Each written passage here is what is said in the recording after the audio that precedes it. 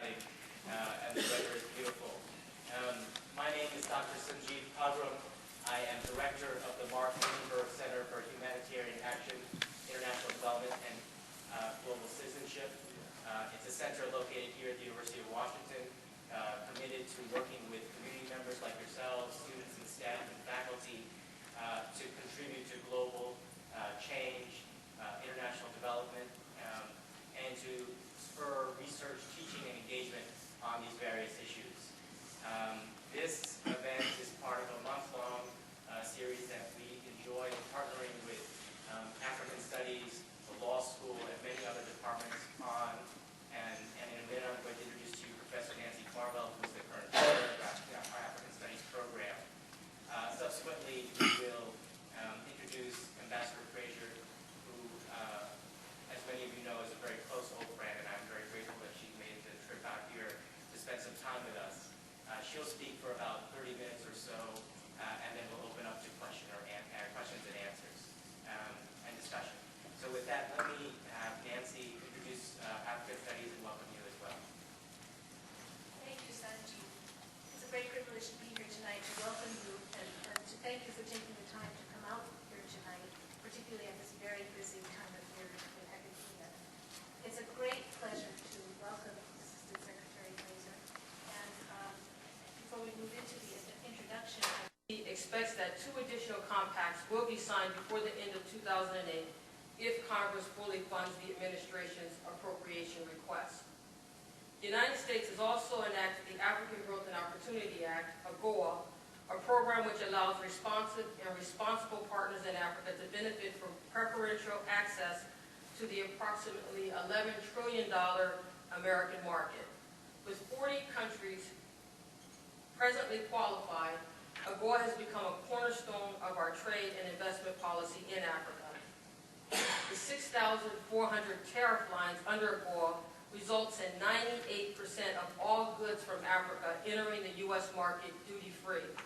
In 2007, AGOA exports to the United States totaled $50 billion, more than 6 times the levels in 2001, the first full year of AGOA's implementation.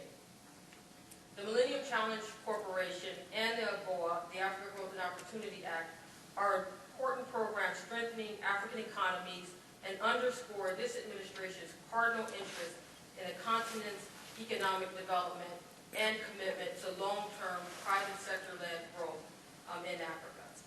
Since 2001, the U.S. has committed $1.6 billion to trade capacity building assistance to sub-Saharan Africa, including $505 million in fiscal year 2007 alone.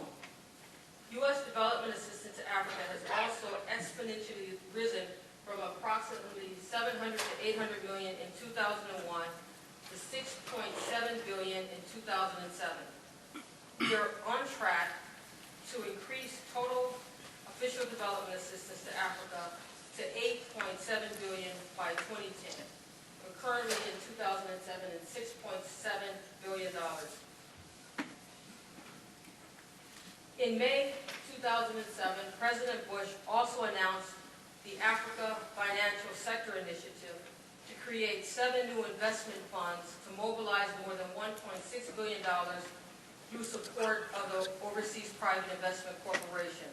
Essentially, this initiative is intended to strengthen financial markets, to mobilize domestic and foreign investment, and to help spur job creation and economic growth. Another important initiative is the Multilateral Debt Relief Initiative, which provides 100% debt relief from the international financial institutions to the world's poorest countries. To date, through this initiative, we've reduced $42 billion in debt, $34 billion of that for 19 African countries, and we expect 33 African countries to receive full debt relief over time. And we've also taken steps since 2001 to ensure that most assistance going to Africa is in the form of grants to prevent the reaccumulation of unsustainable debt on the continent. These initiatives are positive examples of transformational diplomacy in action, strengthening sustainable economic development on the continent. The third U.S. foreign policy priority in Africa is the fight against disease. As a leading cause of death on the continent, disease is one of the greatest challenges to Africa's future. Rising to meet this challenge, the U.S., through public health initiatives targeting the prevention and treatment of disease, is partnering with sub-Saharan African nations, especially to fight HIV and AIDS and malaria. To address the severe and urgent HIV/AIDS crisis, President Bush led the world into action with the U.S. President's Emergency Plan for AIDS Relief, PEPFAR, which is the largest commitment ever by a single nation toward an international health initiative, a 5-year, $15 billion commitment to provide AIDS care, prevention, and treatment worldwide.